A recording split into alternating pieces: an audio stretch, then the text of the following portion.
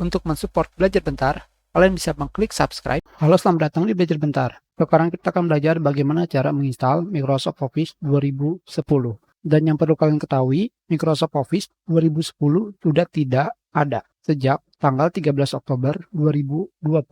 Jadi, lebih baik kalian menggunakan Microsoft Office 2013, 2016, 2019, 2021, atau Microsoft Office 365. Sekarang untuk menginstal Microsoft Office 2010, kalian harus sudah memiliki filenya. Tentu saja, karena sudah tidak didukung, kalian tidak akan menemukan filenya di website Microsoft Office.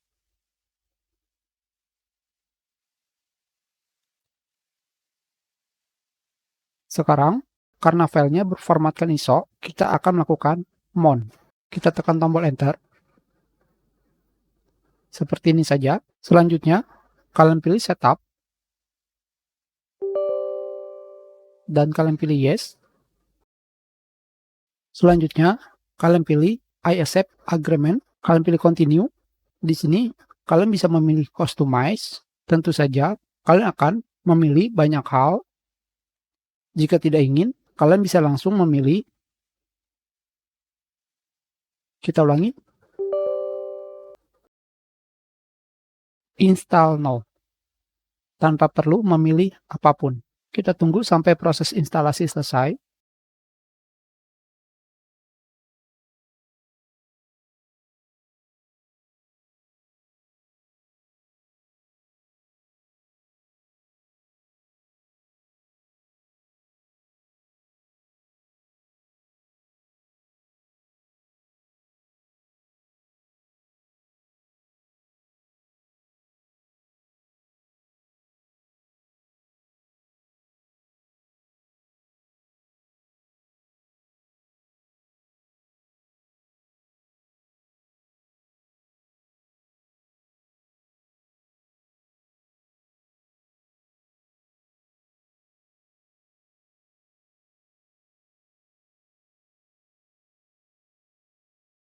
Kita sudah selesai menginstal Microsoft Office 2010.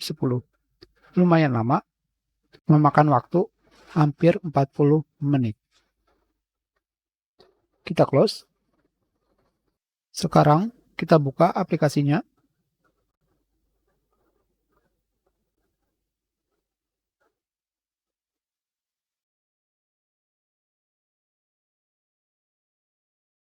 Dan ini adalah Microsoft Word 2010. Versinya adalah versi 14.0.7128.5000, 64 bit.